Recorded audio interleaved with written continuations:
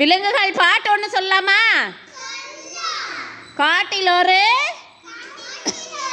கரடி குட்டிக்கு பிறந்த நாள் கொண்டாட்டம். குள்ள நரி கூட்டம் வந்து குறுகுறுன்னு பார்த்துச்சாம். மான் கூட்டம் ஓடி வந்து பிறந்த நாள் மேடை அமைத்தன. குதிரை கூட்டம் ஓடி வந்து அலங்கரித்து முடித்தன. யானை கூட்டம் ஓடி வந்து பிறந்த நாள் கேக் வெட்டின.